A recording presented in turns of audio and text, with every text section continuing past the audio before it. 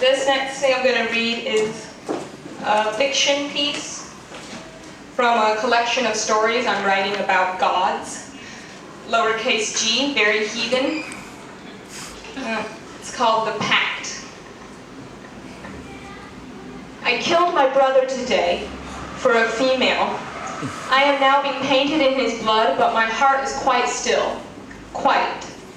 In my chest I feel some throbbing sensations, but I do not know if it is fear or pride. My mother paints my brother's blood along my back with her tongue, covering my hind legs in red.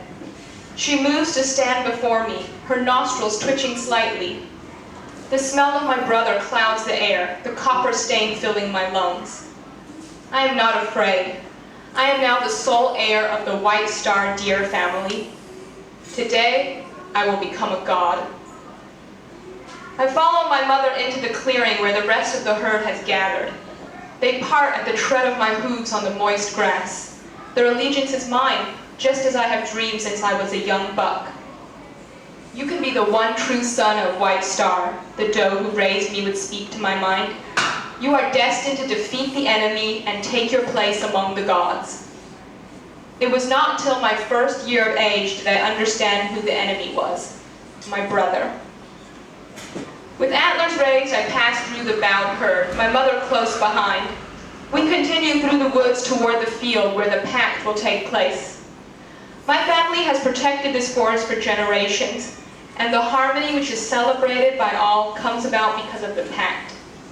Once every 100 years, the firstborn buck of White Star and the firstborn female of the human creatures are joined in a ceremony of unity.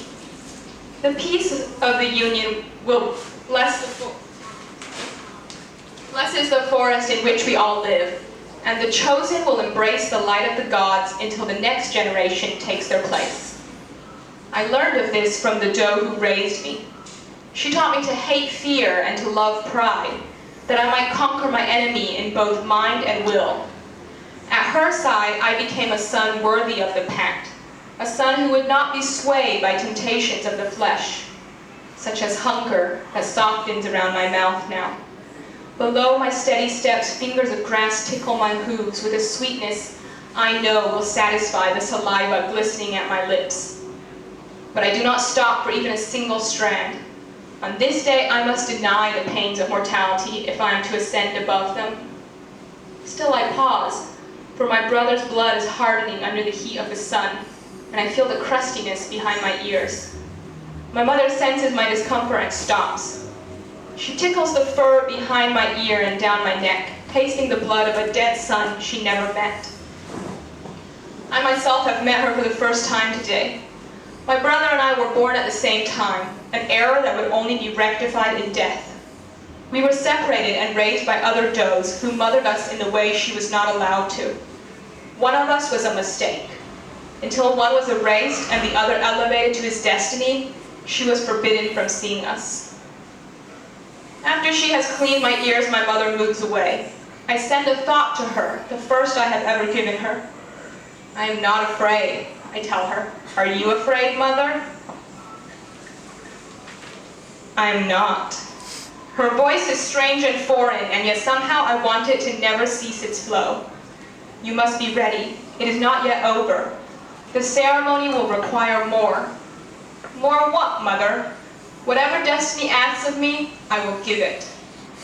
Yes, you will surely meet your destiny, the one you were born for. It is the same words I have been told all my life, but when she speaks them, there are cracks in what should be stone. She must not believe the divine promise.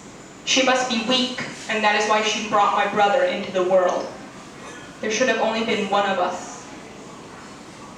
The stream murmurs beside us through the thicket of moss and barren roots. My neck aches, but I resist the urge to bend and drink of the crystal flow. The first time I saw my brother, we met in this same current of water. We were both a year old. As the law of White Star dictated, our paths could only cross once a year in mock battle to train for the final fight on the day of the pact. I remember how slender his legs were, twig-colored, soft at the knees. Yet he rose taller than I. He had the same white star-shaped patch of fur between his ears, and his eyes were black pebbles in the sun, unyielding to my cries. He nearly drowned me that day before the other does pulled us apart. I was nothing but a frail, frightful thing.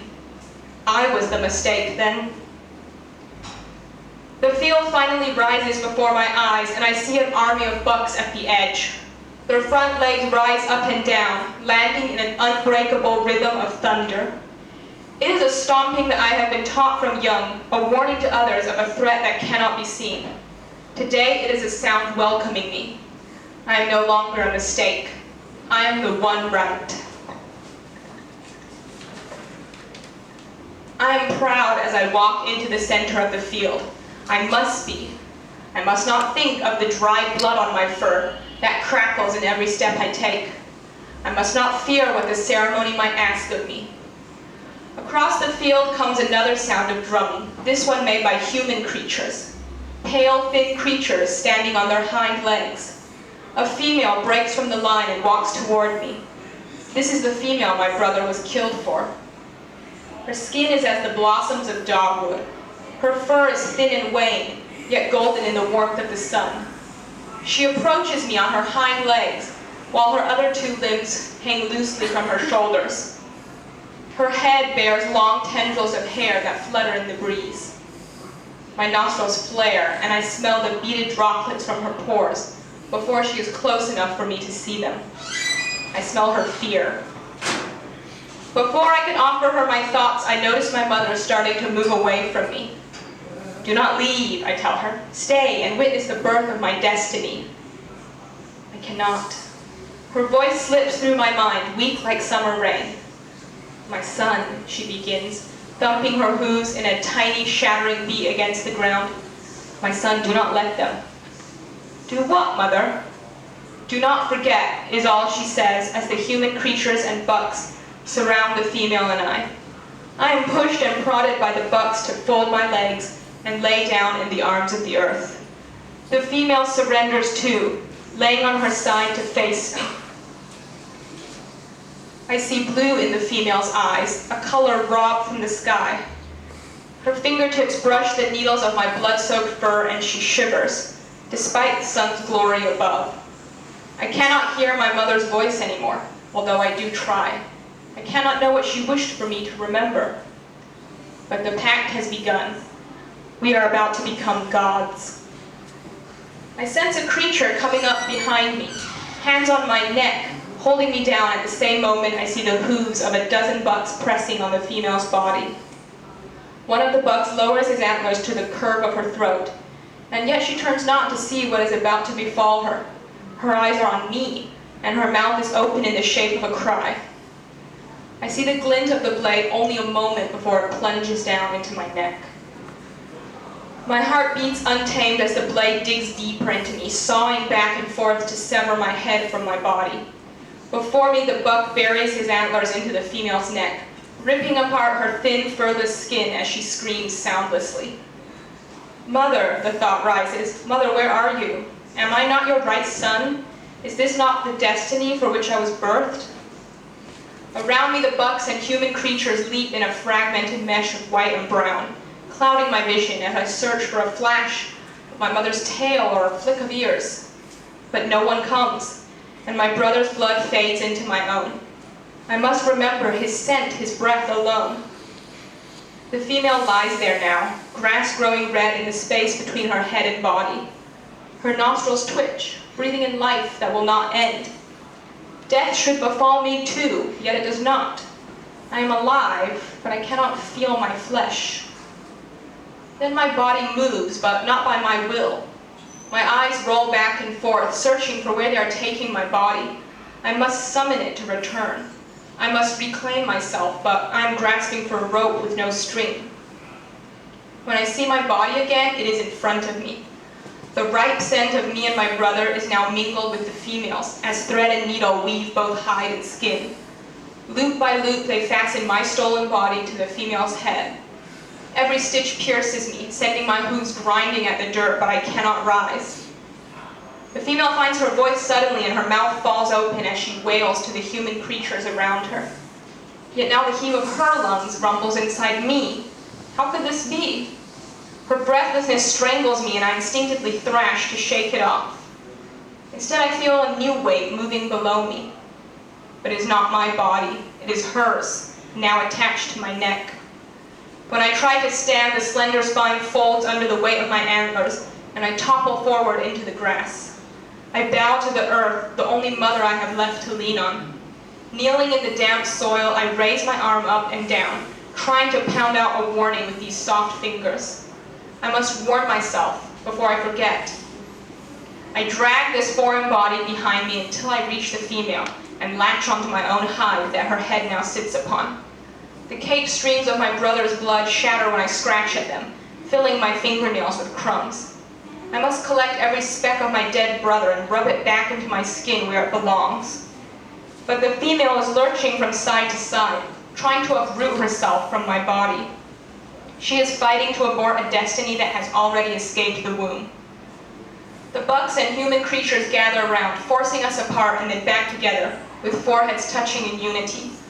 Voices chant and hands braid the female's hair around my antlers, the same antlers that speared through my brother's side, so I might stand here instead of him. What they have taken from us can never be returned. Her heartbeat and mine are one as her confusion pulses through my terror. We will never reclaim our own bodies.